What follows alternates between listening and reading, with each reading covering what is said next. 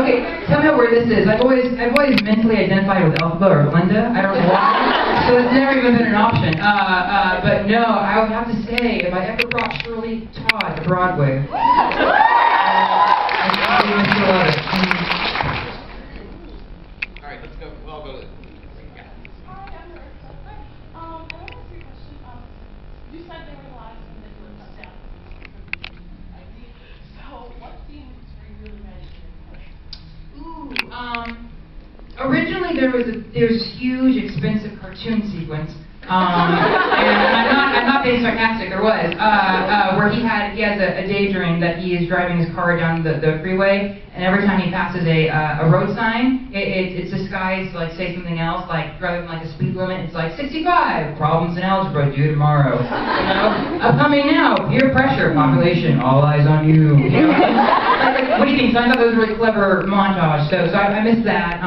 And originally, Carson's big battle at the end wasn't with the school principal, it was with the superintendent named Dr. Saunders.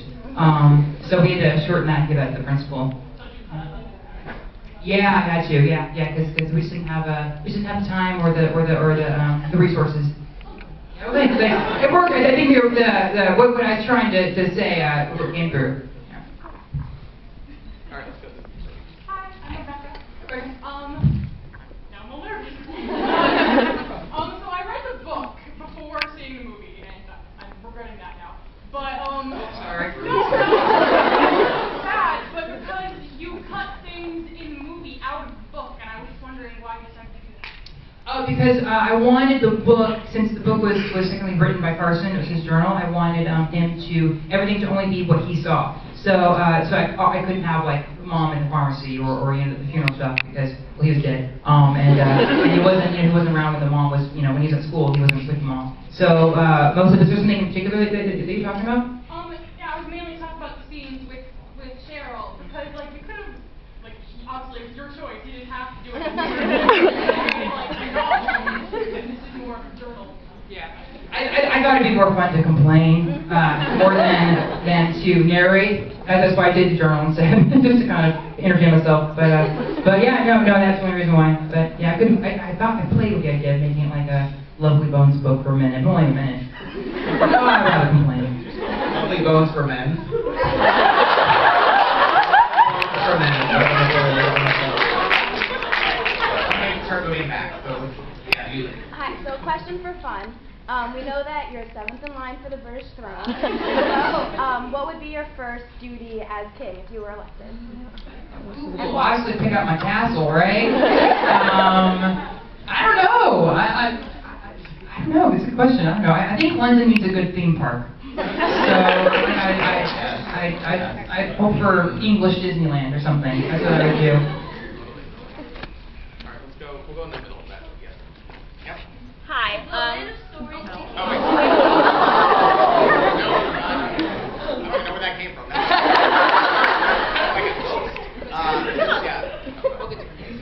Yeah, next. Hi. So in the movie, obviously, Carson blackmails the school to get them to submit to the literary magazine. What advice do you have for editors who are trying to get people to submit to their literary magazine other than blackmail? Oh, none. Sorry, good luck with that. I don't know. I mean, gosh, I can't. I think of all things. At one point, I tried talking to the principal and tried convincing him to let the Writers Club be detention, so they could put their time to good use. At one point, I asked the principal to let make the English teachers make their students write for the literary magazine. So I don't know. I mean, I thought I tried everything just to make them. It's hard to inspire people that age. But I don't know. But if you find something, let me know, and then let everyone else know. Wait, where's the ghost lady? What about the funny voice? Up here. Oh, man. Sorry about that. No, that's okay. If The Land of Stories became a movie, who would you cast to play Alice? Yeah. I don't know. I feel like. I mean, it's hard to say because even if we started planning it now, it'd be like 2 or 3 years before it actually probably started filming. So whatever the little girl would have to be like, I'd say 8, like right now. I don't know, but I almost would hate to say a name just in case it happens. I wouldn't want her to be disappointed if she didn't get cast. I mean, we could really cast her right now. I think with Alex, it's really important just that she has that light, that innocent, knowledgeable, light behind your ears light that's in most of everyone that I see now. So someone like that, yeah, someone real smart. All right, let's get this lady in the. Yeah. Hi, Chris. Hi. So for the submissions to the literary magazine, I was wondering which was your favorite to write. Oh, the one by Anna Morgan, being Mrs. Bieber. Yeah. Why was that your favorite? Out of curiosity. Well, for one, I thought it was very dangerous to kind of have a Justin Bieber and One Direction joke in there. I don't know, I thought it was funny. I thought it was almost like a wink at fangirls everywhere. And I know things like that happen all the time. And I got to make fun of Glee, so that was fun. Let's go with the lady next to the cardigan. Hi, my name is Chelsea, and I wanted to know if you had an unlimited budget, or I don't know, unlimited, but if you could film a larger budget, like big budget, and you're doing a movie, where would you want to do it? Like have it filmed? Ooh, probably, probably anywhere, because whenever you film something, you're on set like 16 hours. So I would love to like spend 16 hours a day, like in the Palace of Versailles, or like palaces and places I'm not supposed to be, or like Buckingham Palace. That would be fun. Yeah. So that. All right, let's go. Gentleman with the scarf. Man, yes, there's a man here. When you were writing the character of Carson, did you have this wherewithal that you're pretty much crafting like a postmodern individual that's not yet represented in almost any other platform? Oh, I didn't think quite that heavily. No. I just wanted to do a character that I had seen that I thought I was that I personally could relate to. But thank you for saying. And you, great, awesome. Yeah, no, I was just so tired of seeing the same popularity story. Like, okay, great. Oh, great, this girl, oh, she wants to be popular, so she tries to fit in, it doesn't work out. But then she ends up being popular anyway at the end of the movie. Like, how many of those movies we got to see? But no, thank you for that title. Thanks, man. Not so close. Whatever. All right, let's go. Yeah, you. Yeah. Oh, hello, hi, I'm Megan. Hi, Megan. Quick question. You have done so much, and you're 22, and that like freaks me out. Goals, everyone. So, my next question for you is basically like, Glee must end. I'm sorry, I know, but after Glee is over, what do you see? Oh, now some people are crying. Oh. What do you see next for your career, and where do you want to be in 5 years? You know, I don't know. I think I've really tapped into everything that I want to do, and so if I'm lucky enough, I'd like just to continue, and hopefully maybe things will be a little easier now.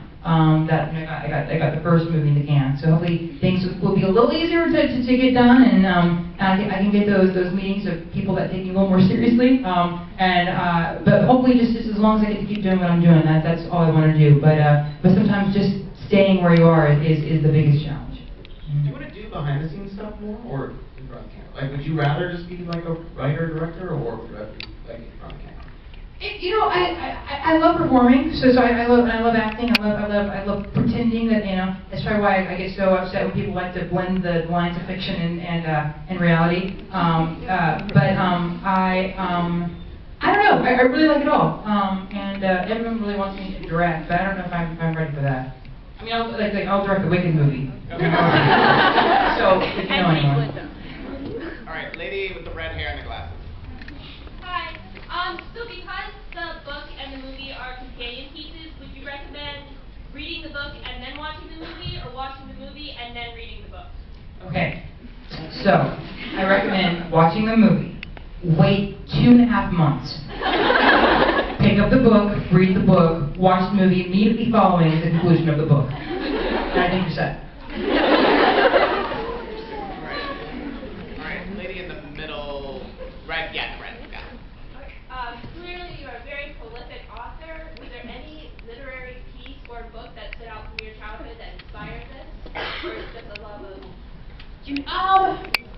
Maybe just because it's in the same vein, Running with Scissors, and because it's also very, very sarcastic and dark, and it talks about very sad things, but uses a sarcastic voice, and somehow that makes it light in a way. I really love that device.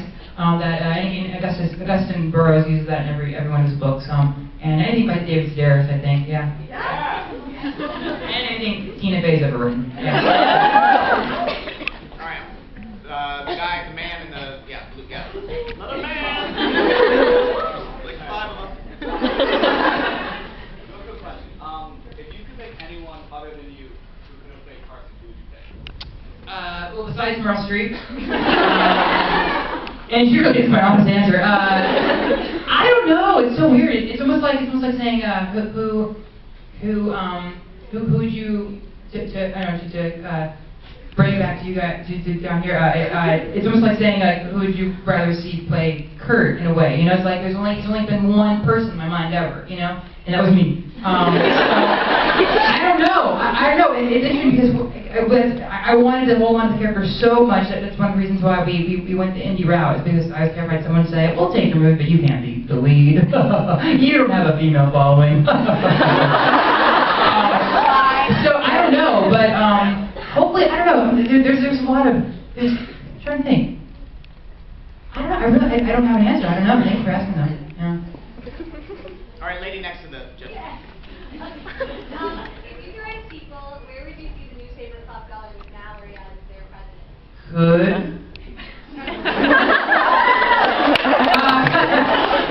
Well, I don't know. Of course, because I'm very thorough, so I know where everyone went in my mind. So I think Mallory would have she would have had struggles as well. But she would have found herself with a new position. But I think she may have seen Carson's Ghost a couple of times. So have you written a sequel?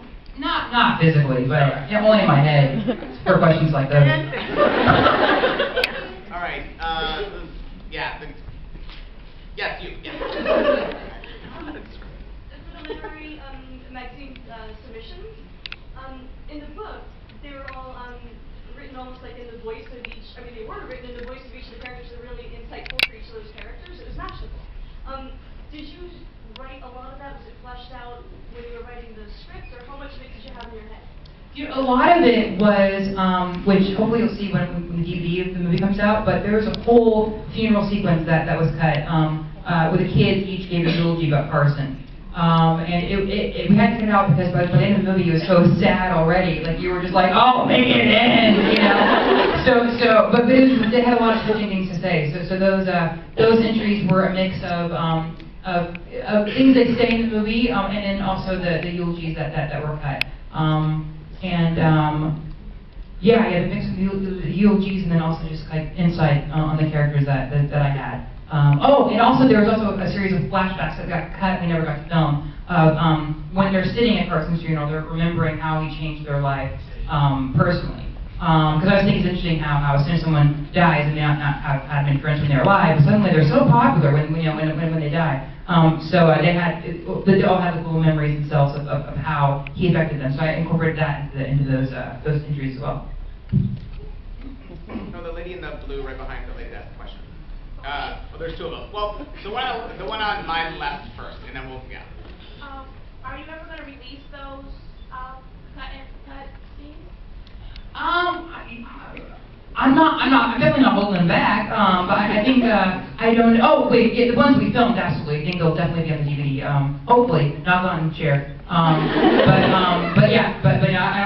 know if I'll ever, publish, the original screenplay so everyone can get everything, that's all in the book already, but yes, hopefully they'll be on the DVD, or Blu-ray. Okay, other blue lady that's right Hi, Chris. I saw you at Barnes Noble signing, and I showed you my shirt by tattoo. Did I draw that? No. Okay. Someone got one that I drew on the Yeah, paper. the one that you drew original. I got it right after the Tribeca. So it's the original one. My question is, if you've done a movie now, would you ever write for television? Yeah, of course. Yeah, I would rather it be my own world. Because everyone always asks me if I ever want to write an episode for Glee, and I always say no, just because I feel like I'd be going into someone else's house and rearranging their furniture. So I would like to be able to if I do write for TV, if I'm lucky enough to write for TV, I hope I can have my own creation, my own world, my own characters. All right, I'm gonna go down here. Hi, I'm Maya, and my question is, did you have any say in having the movie being screened in Clovis?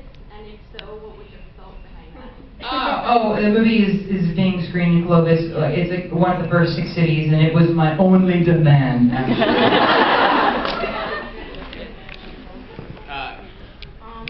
Besides Carson, obviously, is there anyone else in the movie that you can relate to? All of them, I think. All of them. I think that's kind of the best part about the movie is you kind of can relate to all the characters, even though they're categorized. There's an underlying vulnerability that everyone can relate to. So yeah, absolutely. Definitely definitely Scott. I can definitely relate to him. And Claire sometimes. Mallory definitely. Yeah, no, all of them. Yeah. All right. I'm here. I met you at the Land Story Time. Good to see you, Deidre. So you're a really influential person, and like someone said before, you've accomplished so much, especially in the past few years. So do you have any advice for people who want to achieve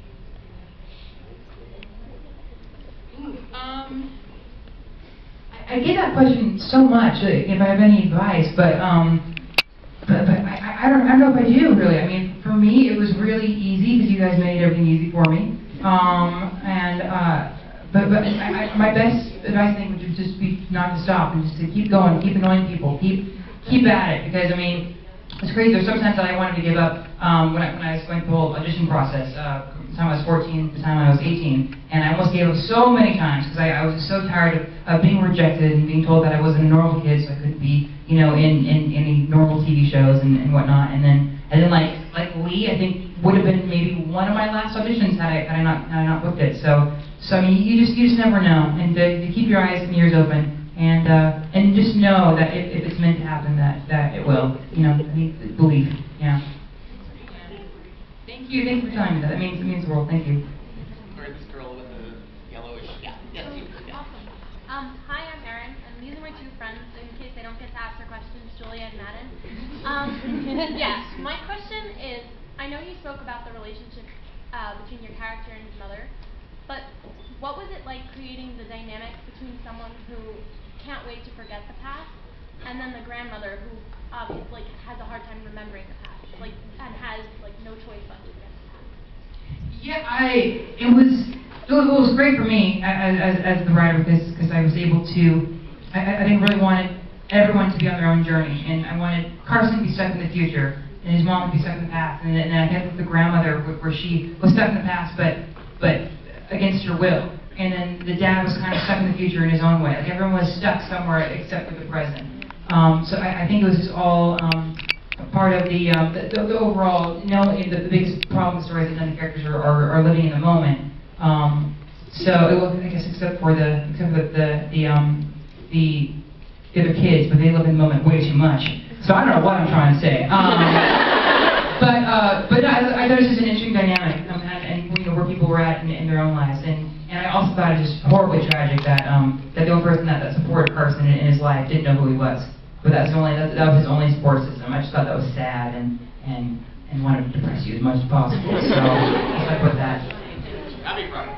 All right, we have only time for one more question, but lady in the lab is ready. I'm Hannah. I was wondering, who is the hardest character to write? Ooh, the hardest character. Probably, I would say probably Justin, the jock, because I think that's so far removed from anything I am or ever have been or ever will be. So getting into that guy's head was a little difficult. And I don't know, also probably just the other students, because they are more exaggerations of people that I knew than actual representations of phases that I went through. Because I was a Carson, I always lived in the future. I never took a minute to smell the roses. So I think all those kids, yeah. Thanks, Ben. Well, you guys, thank you all for coming tonight. Thank you so much.